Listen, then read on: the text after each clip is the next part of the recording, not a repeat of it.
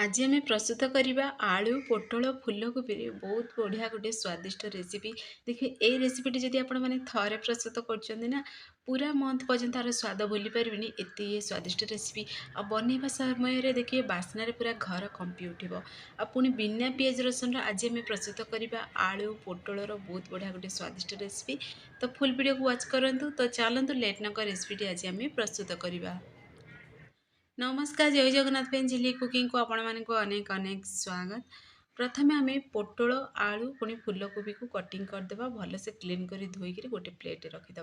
तो देखो ये मो पोटल को एमती मानने अल्प चोपा छाड़ी अल्प टिके देखो चांचिक बाहर कर चोपा को ये प्रोसेस रे कटिंग करने द्वारा कौन हम ना पोटल टी देखिए भाजवा समय पूरा सॉफ्ट बनीज। आ देखो चीरा लगे पूरा चारि चूला करी।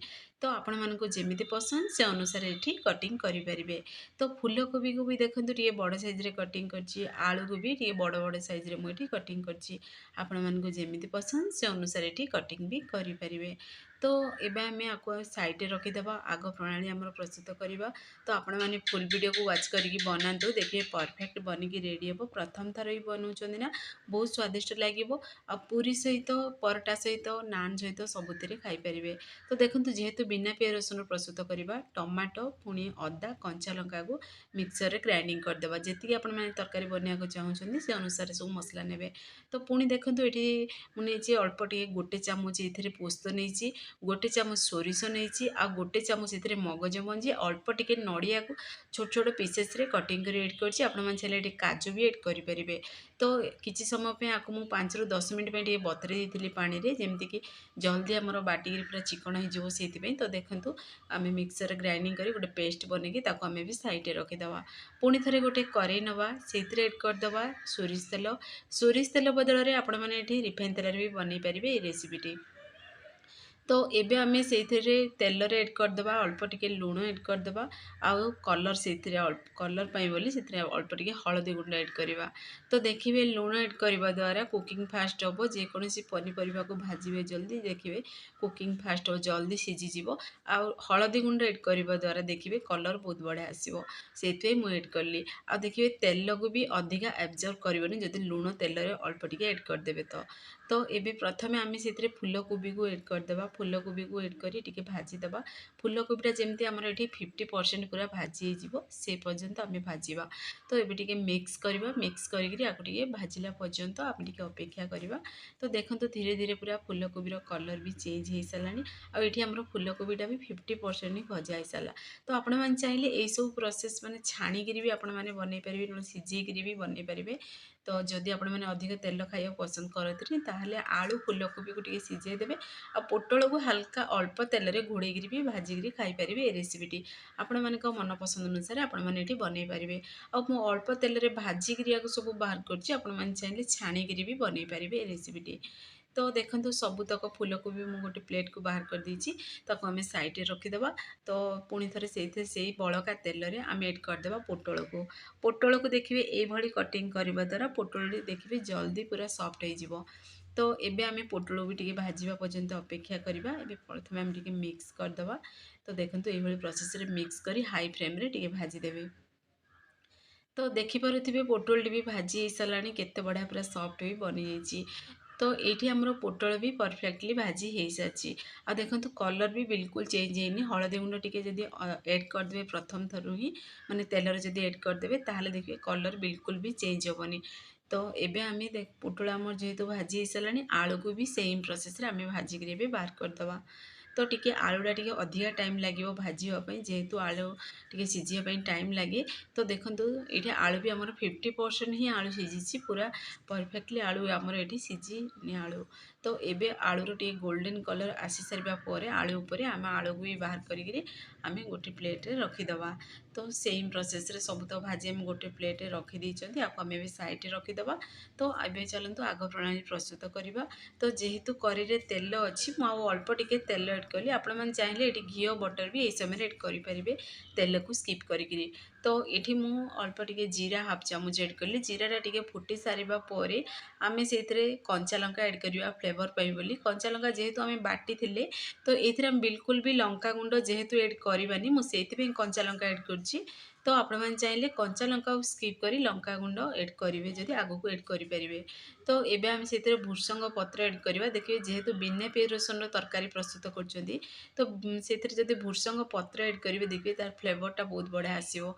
तो पुणी थे आम जो बाटिकी रखी थे टमाटो कंचा लंका अदार पेस्ट ताकू से एड करदे एड करें पुणी थे टे भलसे आपको मिक्स करदे।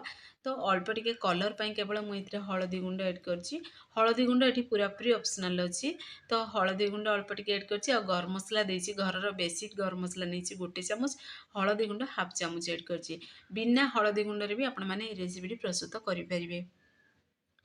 तो जदि आपण मैंने व्हाइट कलर बनवाक चाहूँगी तरकारी तो देखो ये मार्केट रो खटा नथिबा दही को फेंटिक एड करछि। जदि आपण मैंने अधिक मात्रा रे टमाटो एड करछोनी ताहले एठी दही को स्किप करि परिबे। किंतु देखिबे दही एड करबा द्वारा स्वाद को से बढ़े दी थाए आ ग्रेवी रो टेक्सचरटा भी बहुत बढ़िया आसे। सेथि मु दही एड करछि आ दही ध्यान रखिबे जेमति खटा नथिबो। तो टिके कषि हेई सारिबा परे आमे सेथिरे एड करदा बाटिकी रखिथिबा सोरिषो पुणी पोस्त मगज पुणी नड़ियार से पेस्ट को से एड करी पुणी थे टे भलसे आपको मिक्स करदे।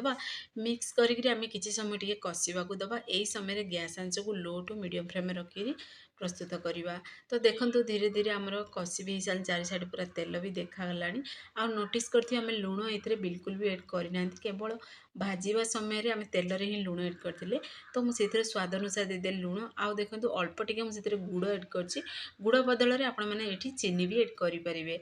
तो देखिए गुड़ हो कि चीनी हो एड करने द्वारा से खटा राग सबुतक माने टेस्ट को से बैलेंस करिवो खाइबा को बहुत स्वादिया लगे।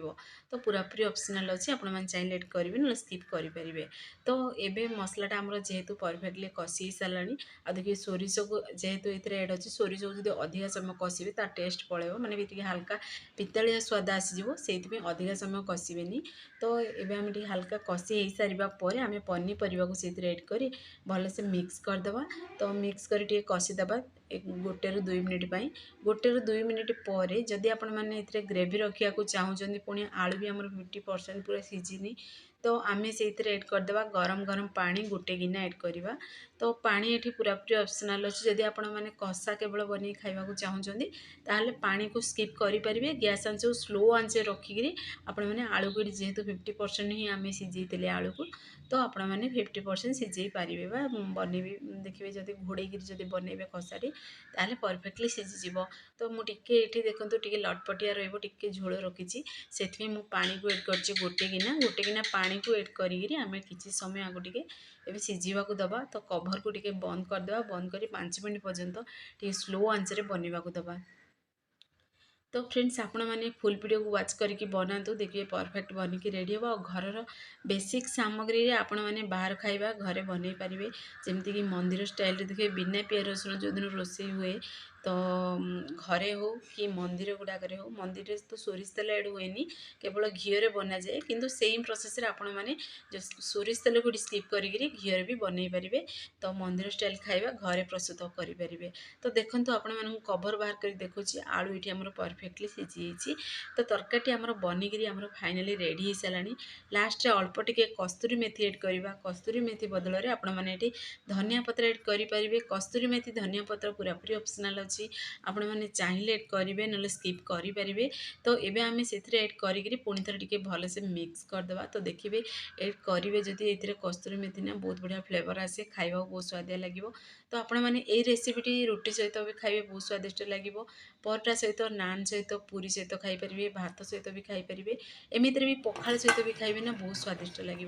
तो फाइनाली देखो आमर रेसिपीटी बनिकी रेडी हो सारा। और आपण मानक पाखर कैमेरा सामनार भी देखा केते बढ़िया पूरा कलर आसी। तो चलते गोटे प्लेट को बाहर करी आपण मानक देखा दूसरे।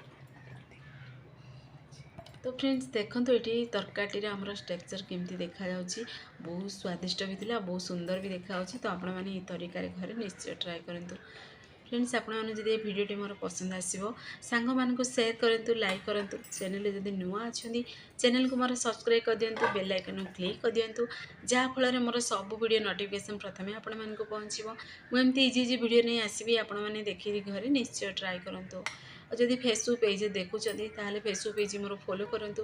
ଇନଷ୍ଟାଗ୍ରାମରେ ଦେଖୁଥିଲେ ନା ଫଲୋ କରିବାକୁ ଜମାରୁ ଭୁଲନ୍ତୁନି। ଫାଇନାଲି ଆମର ଆଳୁ ପୋଟଳ ରେସିପିଟି ପ୍ରସ୍ତୁତ ହେଇସାରିଲା, ତ ଆପଣମାନେ ଘରେ ନିଶ୍ଚୟ ଟ୍ରାଏ କରନ୍ତୁ। ସେ ପର୍ଯ୍ୟନ୍ତ ରହୁଛି, ପୁଣି ଏକ ନୂଆ ରେସିପି ନେଇ ଆସିବି। ନମସ୍କାର, ଜୟ ଜଗନ୍ନାଥ।